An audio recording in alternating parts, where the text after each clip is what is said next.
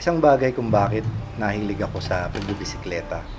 Napaka-versatile kasi niya. Hindi lang siya puro karera, hindi lang puro pamamasyal, hindi lang puro kalusugan, kundi magagamit din natin ang ating bisikleta para makapag-adventure, makarating sa mga lugar na hindi pa natin napupuntahan.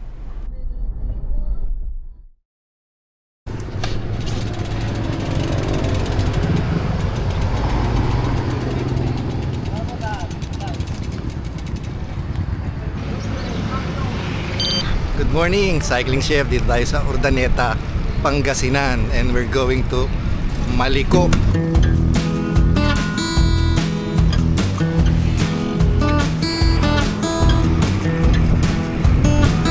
Reflex.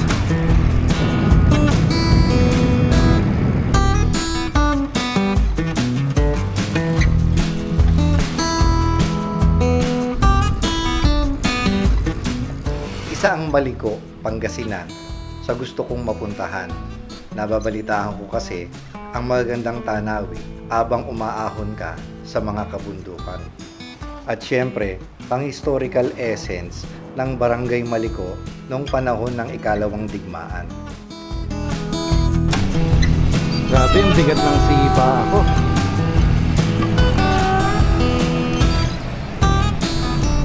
Hindi mo rin talaga akalain na meron palang tinatagong mga kabundukan sa Pangasinan at meron silang tinatawag na summer capital ng Pangasinan. Kasi bago mo marating yung Maliko, dadaan ka sa maraming mga kapatagan. Ang haba ng tulay. Ang ganda. Tinatawid naman ng tulay na ito ay yung tinatawag na Agno River, na bumabagtas mula Benguet, Pangasinan at Tarlac. Pagdating pala dito sa part na ito ng Pangasinan, wala kung anong lugar ito, pero yung lampas ng ilog na mahabang tulay na dinaanan natin, since merong quarry, marami tayong makakasabay na mga truck, kaya ingat-ingat lang dito sa part na ito.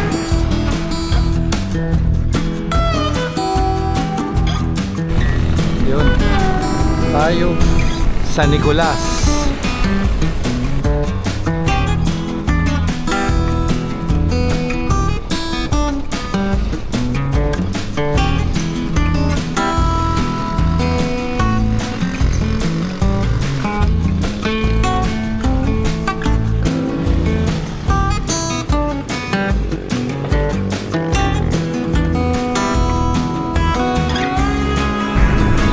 Ramdam ko pa yung nakaraang Grand Fondo.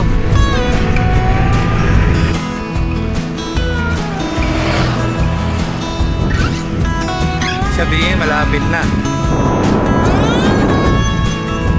Pumasok na tayo sa bayan ng San Nicolas. Sa katotohanan, ang akala ko, ang mga bundok na natatanaw ko sa malayo bundok ng Sierra Madre o Mountain Province.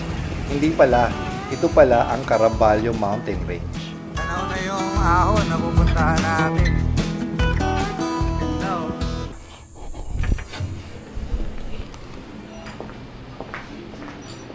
bili muna tayo ng drinks.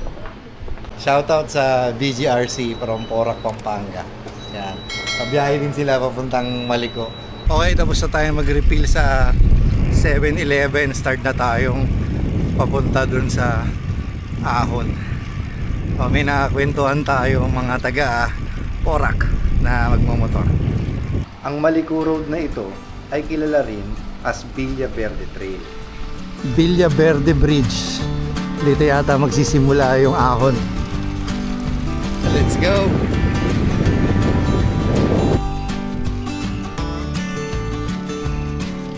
Ganda, tahimik. Sagwa pa ng conditional legs ko.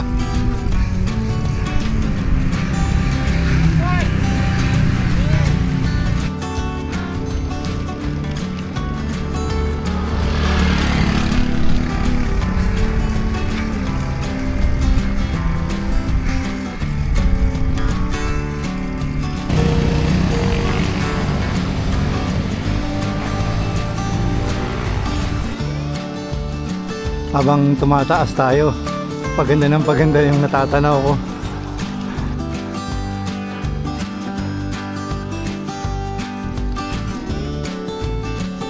Wow! CR daw 50 meters ahead.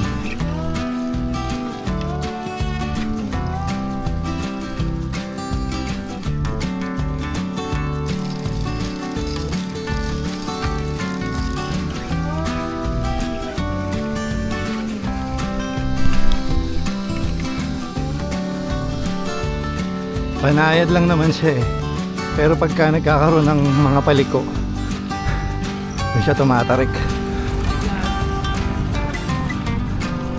Kaso yun nga, since maliko nga siya, paliko-liko, konting under lang, liko na agad, tatarik uli.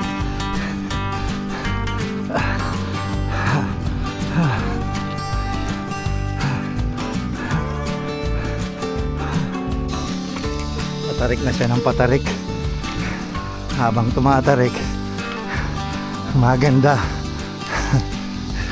yung natatanaw natin.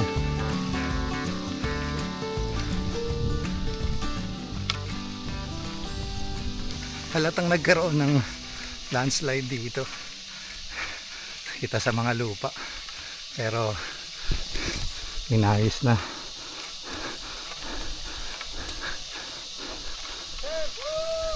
Morning! Ingat!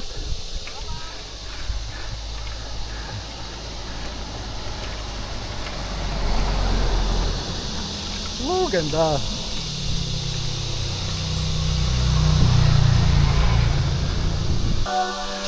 Itong part na to medyo matarik. Tarik to ah.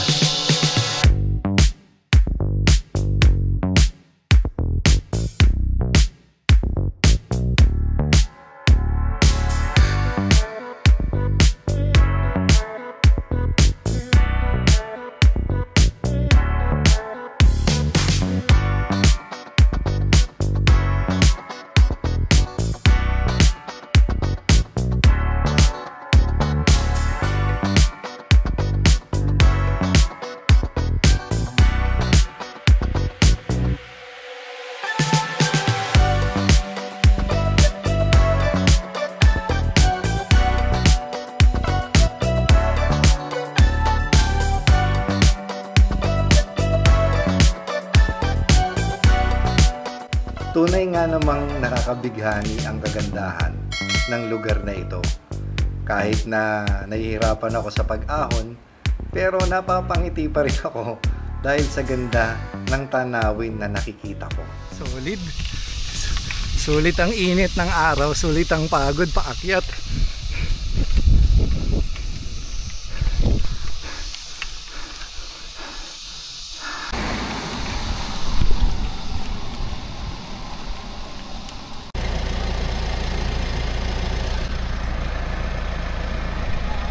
Hulog ng langit.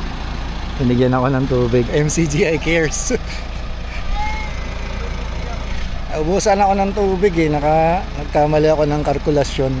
Buti na lang may kapatid sa daan. Nagpipicture.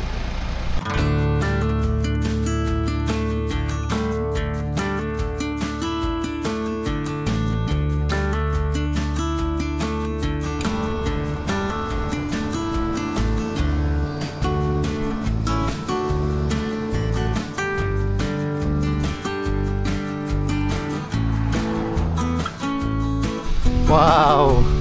Ang ganda sa part na to.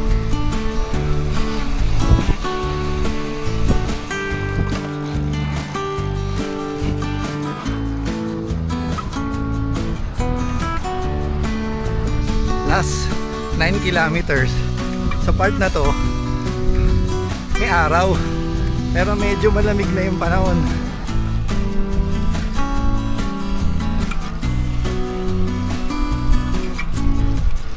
Kung nakapunta na kayo sa Marilaki Highway, meron silang tinatawag na Big C. Dito maraming Small C. Maliko nga eh. Tapos, meron din dito na Big U.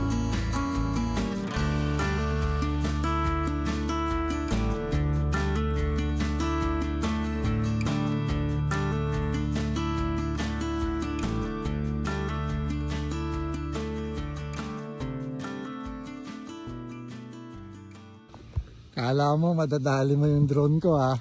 Lang nga, may agila, busy. You know.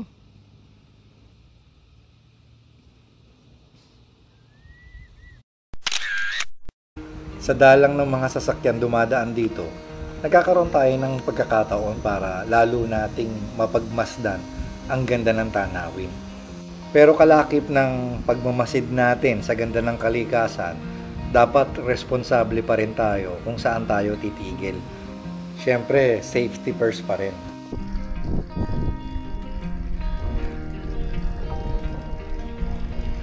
Dito na ako eh. Tignan ko na rin. Ito yung Zurich Hill 360 view deck. Ganda oh. Akitin na rin natin. Nandito na tayo eh. Buwan ko na yung bike ko rito. Mahirap din i-akit.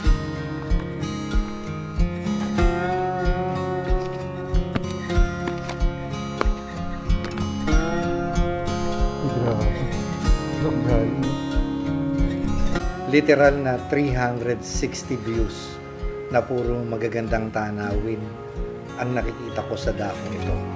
Kaya naman buong kagalakan na kahit sa pamamagitan ng inyong mga mobile phones o mga telebisyon ay maipakita ko sa inyo kung gaano kaganda ang lugar na ito. Sa tuwing nakakita talaga ako ng ganitong magagandang tanawin, isang bagay ang napatutunayan ko lalo, makapangyarihan talaga ang Diyos na gumawa ng mga bagay na ito.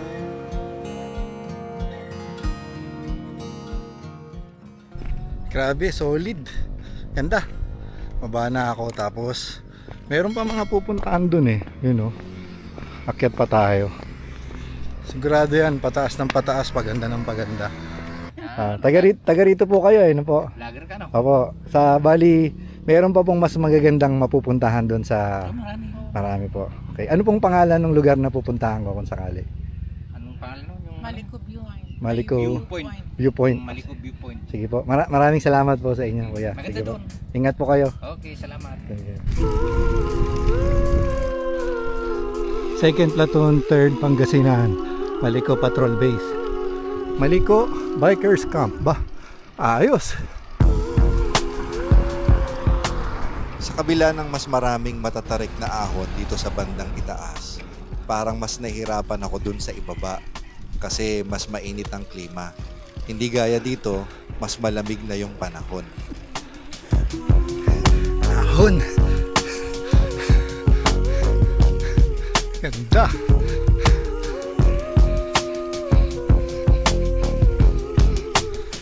Haba din yung ahon. Kanina pa. Parang impanta. Pero mas maganda yung mga view dito.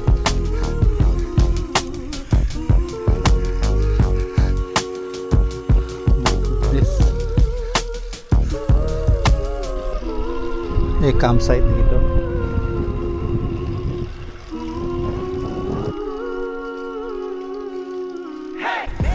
Ayun pa yung pupuntahan ko. Siguro yun na yun sa may taas.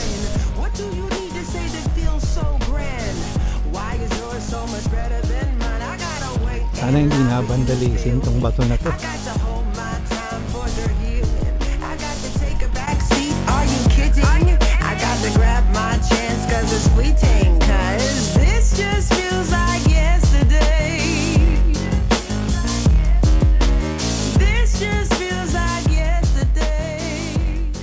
Ito na yung mga kinakainan. Alright. Pwede nang kumain. Ito na pala. Okay. Brownie. Brownie. Yan, laki niyan pag inabol ka niyan.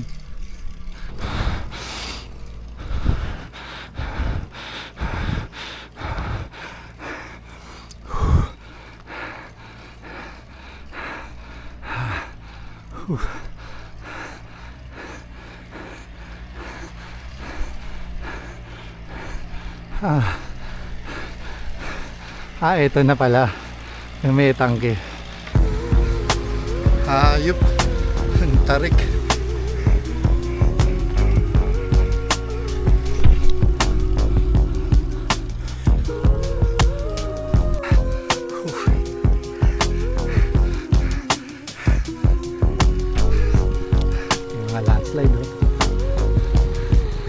nakakatakot.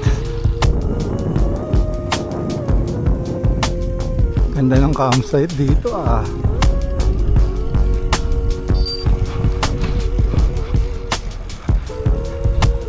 Malamig na dito, ang sarap. Lamig.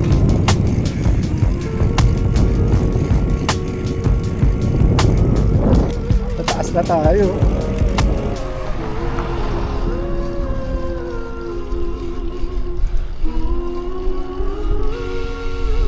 San Nicolas, Pangasinan, Malico Tourism Center. Ayun oh, strawberry farm oh. Shoutout sa mga kapulisan natin dito na nagtsatsaga at jumuduty para sa peace and order ng lugar na ito. Napakaganda ng lugar na to, sir. Yes, sir. Ganda, sir. Magandang klima. Sir, baka may babatiin kayo, mga pamilya nyo. Wala pa, wala pa. Shout out na lang dyan. Shoutout oh. Shoutout sa... Shout out sa Manoport. Ayun, kakape muna ako dito. Dito na ako kakain. Then saka pupunta tayo ng strawberry farm.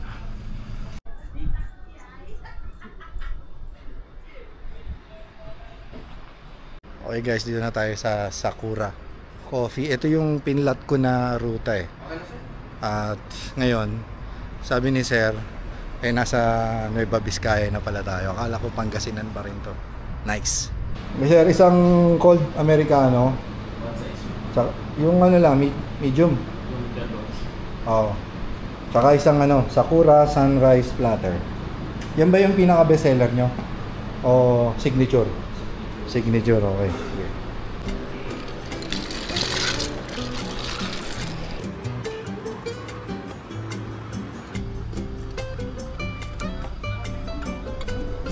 Okay, nakakain na ako. Punta lang tayo sa strawberry farm. Sir, thank you sir. Tala ako dun.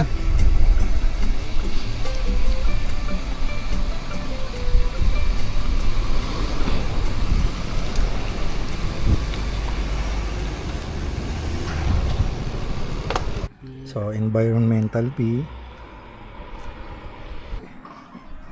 Doon yung Japanese shrine. Sir, yung Japanese shrine, parang yan yung huling camp ng mga Hapon ng World War II, ganun ba yun?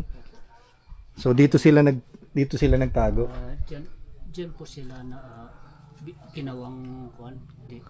Lahat po diyan, pero doon mo mapapasa kung saan sila Nagtago. sa Laksak Pass. Sa Laksak Pass kung tawagin.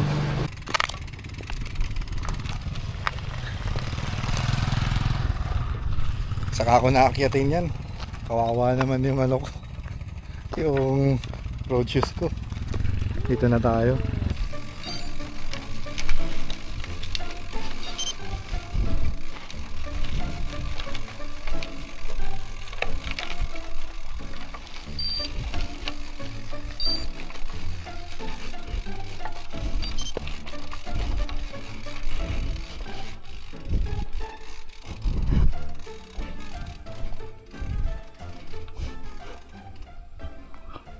So yun ang strawberry farm. Yan. Ayoko nang bumaba. Ayoko nang pumunta dun kasi kawawa yung bisikleta ko. Next time na lang pagka na-gravel. Ayoko na.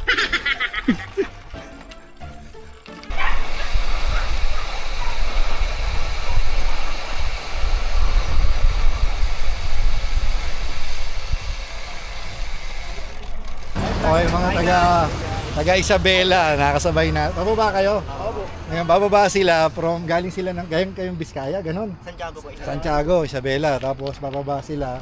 Then bukas, babiyahe silang Baguio. Yan, lupit. Lupit mga idol, oh. Welcome to my vlog. Subscribe Okay. sa idol. Salamat sir, ingat kayo.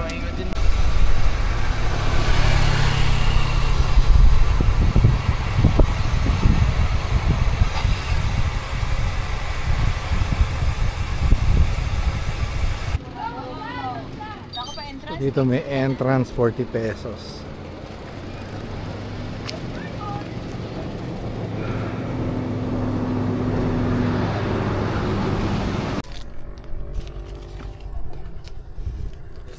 Thank you. Ano pong meron sa loob, ate? Yung Sherman tank po, sir. Okay. Problema na yan, hantak ang las.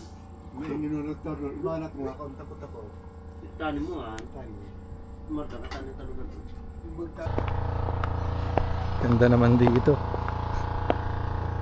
Malamig siya actually ah. Alam yun, mahirap yung pababa.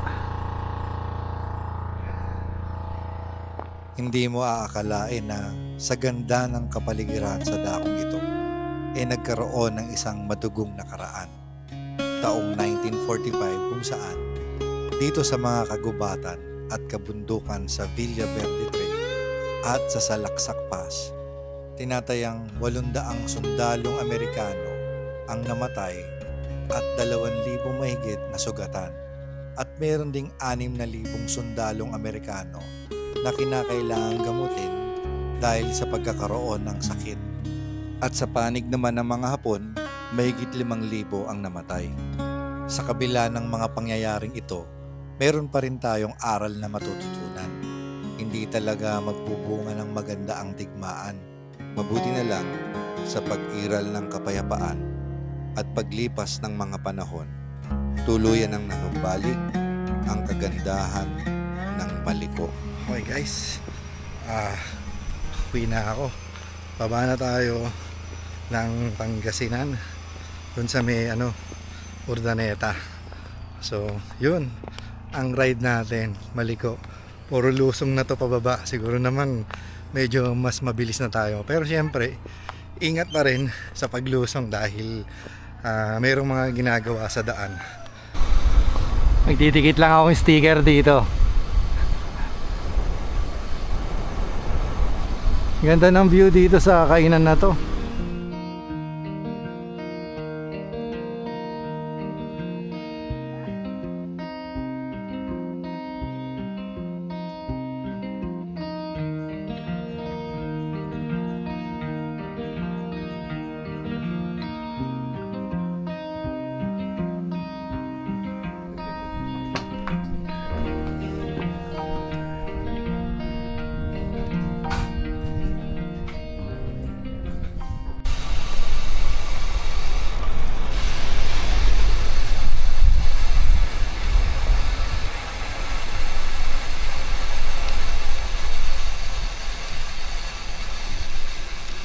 Grabe, nakaramdam ako ng ginawa habang lumulusong. Malamig.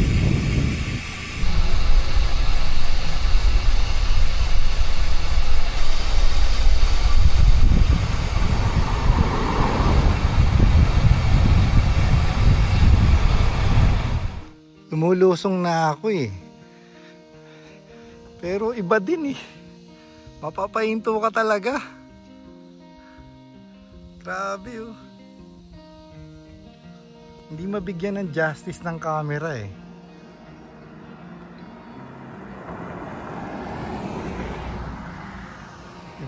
Iba sa ganda.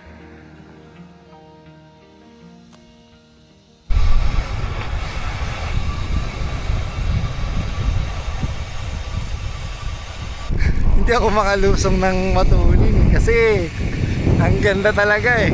Tsaka hindi ko rin kabisado eh. Okay na din. Pag-alam ko na lang. Na-enjoy ko pa yung mga tanawin ng ganda.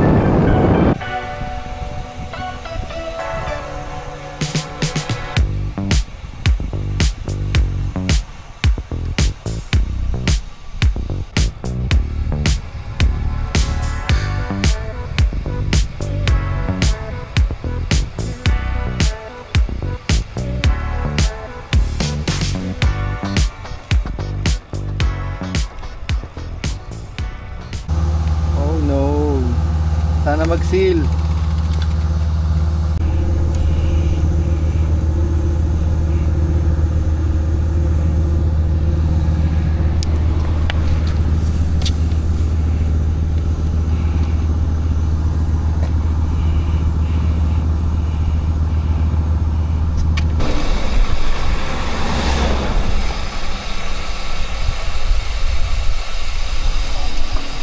Okay guys, dito na tayo sa Kapatagan. Bali biyahe na tayo pabalik ng Urdaneta.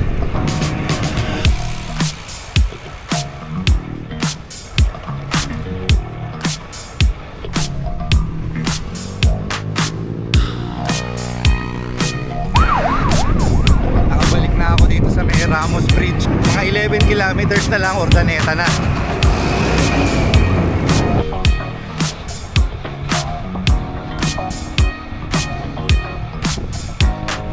Okay guys, palabas na tayo ng MacArthur Highway.